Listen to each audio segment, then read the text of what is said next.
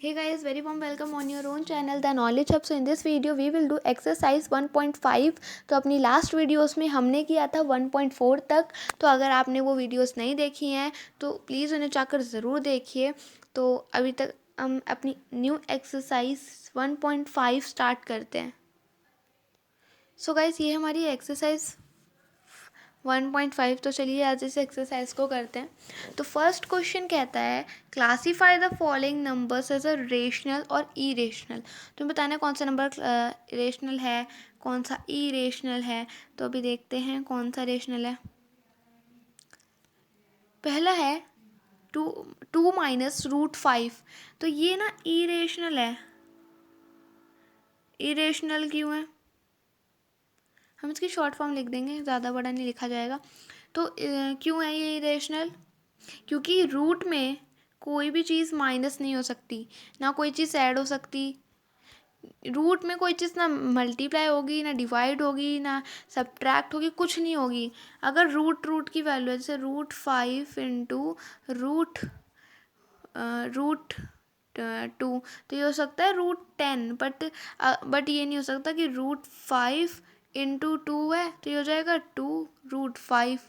ऐसा हो सकता है, लेकिन ये नहीं हो सकता. रूट 5 माइनस 2 तो आप लिख दोगे रूट 3. ये पॉसिबल ही नहीं है. तो ये इरेशनल है. मैंने आपको बताया था रेशनल का होता है आर और इरेशनल का होता है एस. तो ये है इरेशनल. तो सेकंड है हमारा, सेकंड है 3 प्लस रूट 23 माइनस रूट 23. तो ये वाला जो हमारा है ये रेशनल है. ठीक है, ये वाला रेशनल है. देन आता है 2 रूट 7 और 7 रूट 7. तो ये वाला भी हमारा रेशनल है. सॉरी, मैंने रेशनल लिख दिया, रेशनल है.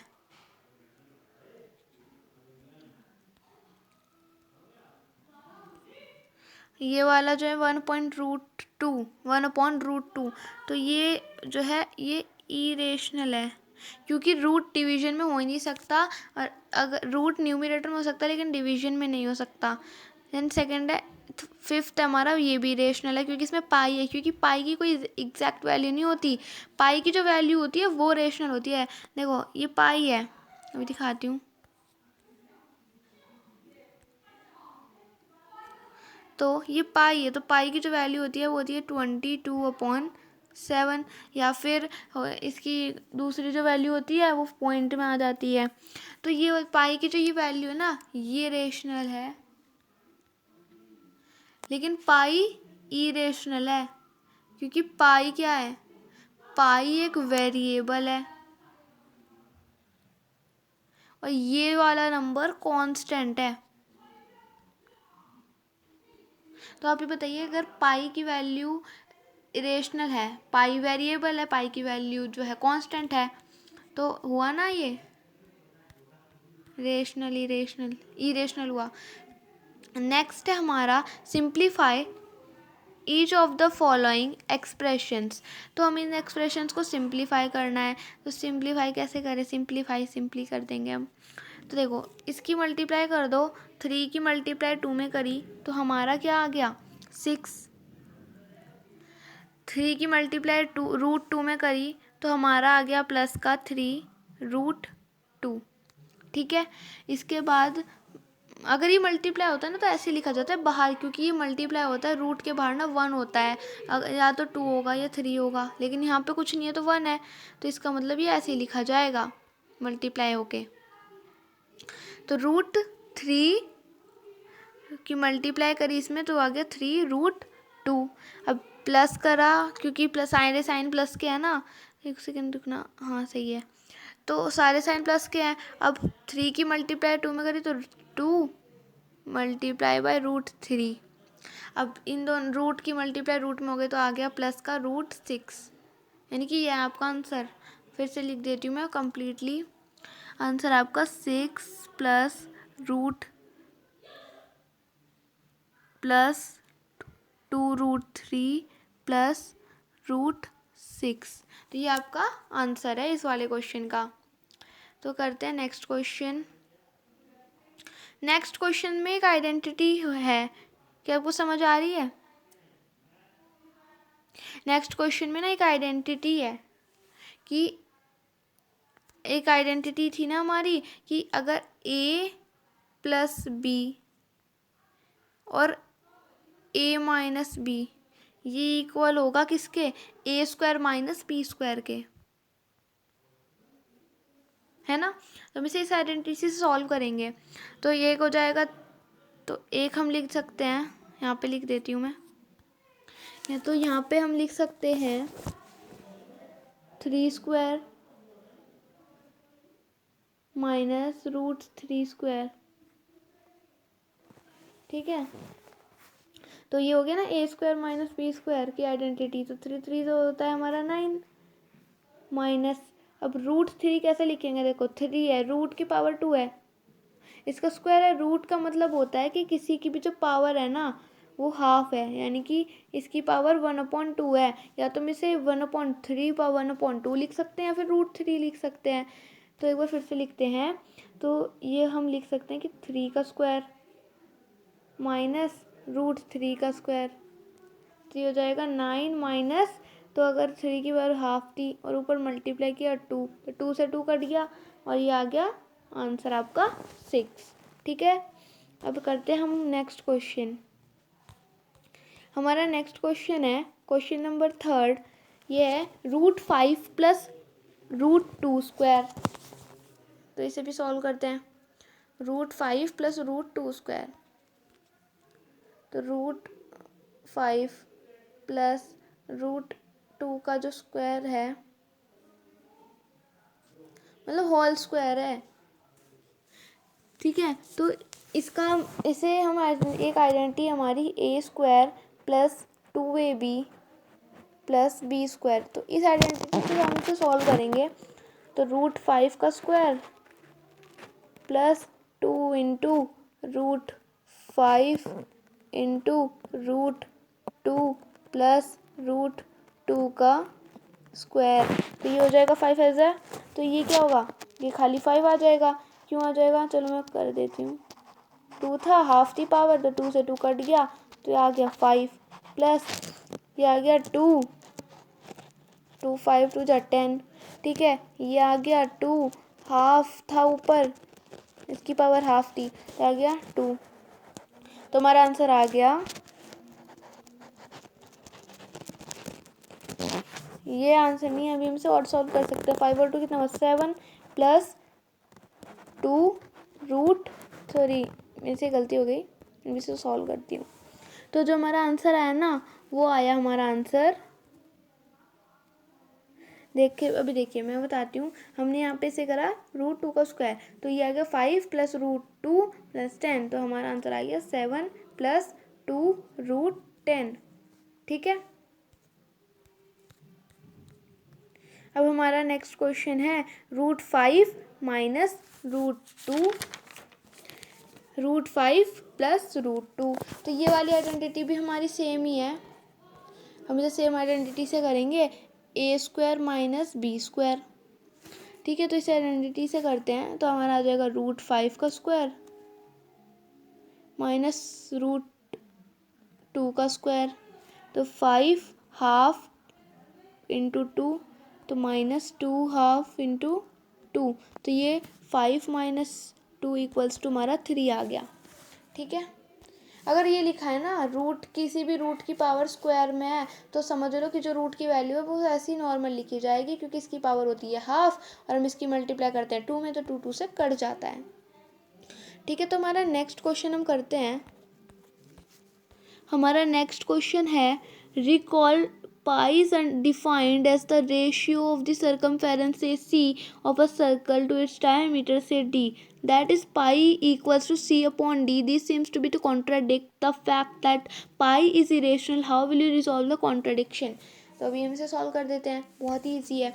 बस आपको इसका आंसर लिखना है कि जो पाई है ना वो इरेशनल है, क्योंकि जो सरकमफेरेंस होता है और डायामीटर होता है दोनों लेंथ होती हैं, और लेंथ तो मेजर ही नहीं की जा सकती। तो हमें पता है कि यहाँ पे ऐसी कोई लेंथ नहीं है जो एग्जैक्टली मेजर्ड हो, तो पाई कैसे मेजर्ड हो जाएगी? देखो मैं आपको दिखाती हूँ। सो देखो, रिकॉल पाई इज अनडिफाइंड, तो ये हमारा क्वेश्चन है और हमारा आंसर है कि जो पाई है ना वो इरेशनल है, क्योंकि जो सरकमफेरेंस और डायमीटर होते हैं वो दोनों लेंथ होते हैं और लेंथ मेजर्ड नहीं की जा सकती, और हमें पता है ऐसी कोई लेंथ नहीं है जो मेजर्ड हो सके, क्योंकि एक फॉर्मूला है, भी लिख के दिखा दूंगी। सो गाइस, तो लेंथ जो है, लेंथ मेजर्ड ही नहीं हो सकती है ना, तो पाई इसीलिए इरेशनल है, क्योंकि पाई इक्वल होती है सरकमफेरेंस अपॉन डायामीटर के, और ये दोनों लेंथ है और लेंथ में ऐसी कोई है ही नहीं जो एग्जैक्टली मेजर्ड हो, तो ये इरेशनल है। नेक्स्ट क्वेश्चन है represent 9.3 on the number line, तो हम इसे नंबर लाइन पर रिप्रेजेंट करते हैं। तो देखो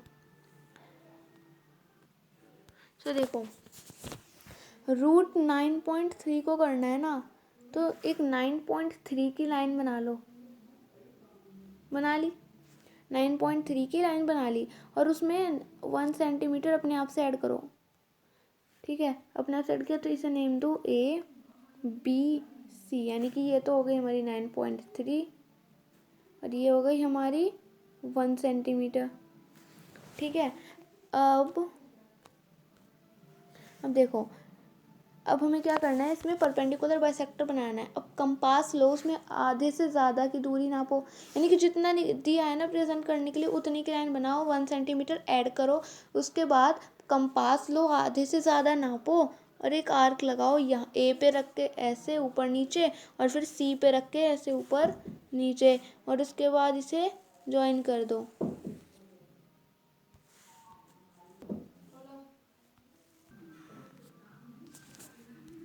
तो एक परपेंडिकुलर बाइसेक्टर बन गया।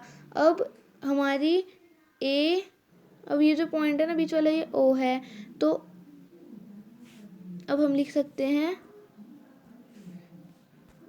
ये O है तो OA इक्वल है OC के, OA इक्वल हो गई OC के। अब O से A तक की मेजर करो, कंपास O पे रखो और A से ऐसे लाइन बनाओ सर्कल पूरा, और इसके बाद B है ना, ये B वाली से एक लाइन में खींचो सीधी और इसे O से ज्वाइन कर दो, और ये वाला जो पॉइंट हुआ ये हुआ D पॉइंट।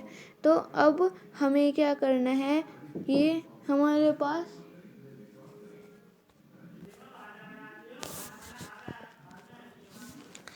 यहाँ पर हमारे B पॉइंट से इसे O से ज्वाइन कर दिया, तो अब हम लिख सकते हैं कि O जो A है ना वो इक्वल है OC के, और OC इक्वल है OD के, और ये इक्वल है 9.3 + 1/2 के।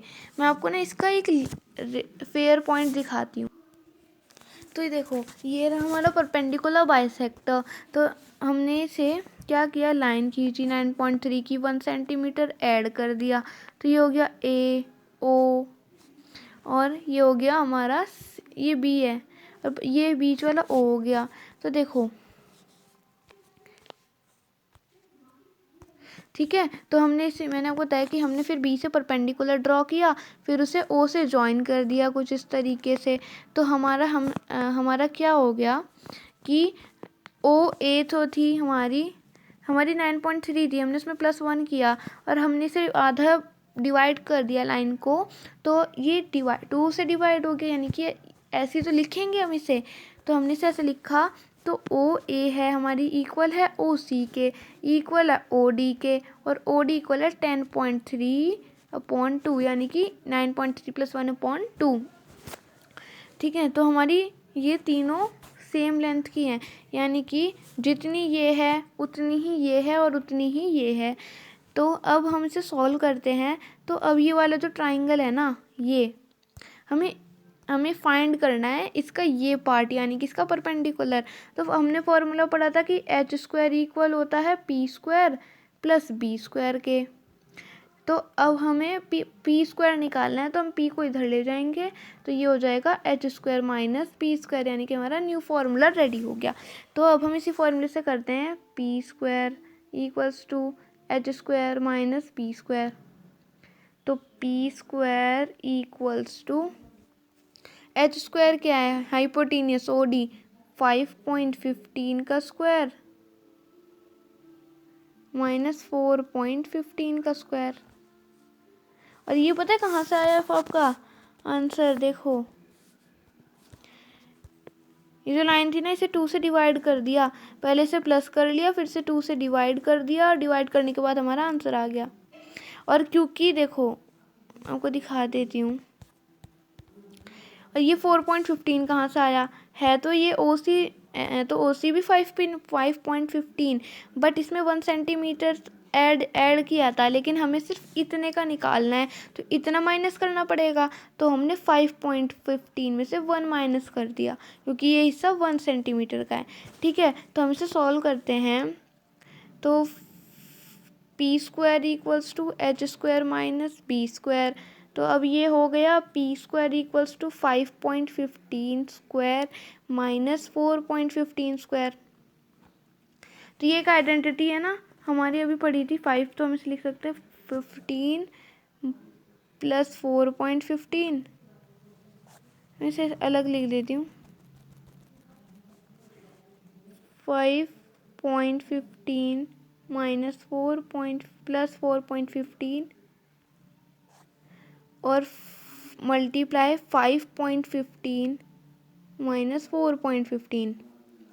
तो इसे ऐड करके आएगा 5, तो इसे ऐड करके आया 9.3, मल्टीप्लाई से माइनस करके आया 1, तो ये हो गया 9.3। अब ये क्या था, पी स्क्वायर इक्वल्स टू 9.3, तो पी इक्वल्स टू यहाँ चला गया, तो आ गया अंडर रूट 9.3, तो आ गया ना 9.3। तो इसका मतलब क्या हुआ कि यहाँ से यहाँ तक ओरिजिन मानेंगे। देखो अब यहाँ से बी से डी तक ओरिजिन मानकर ऐसे लाइन बनाएंगे और इसे टच करेंगे, और ये हो जाएगा हमारा के, और यहाँ से शुरू होती है नंबर लाइन, और ये हो जाएगा 9.3। तो गाइस आज की वीडियो के लिए इतना ही। तो इस वीडियो का सेकंड पार्ट मैं आपको नेक्स्ट वीडियो में बता दूंगी, या ठीक है। तो तब तक के लिए थैंक यू गाइस, और मेरे चैनल को सब्सक्राइब करें, वीडियो को लाइक करें, और अगर आपकी कोई भी डाउट या क्वेरीज हो तो आप इसे कमेंट ब्लो करें।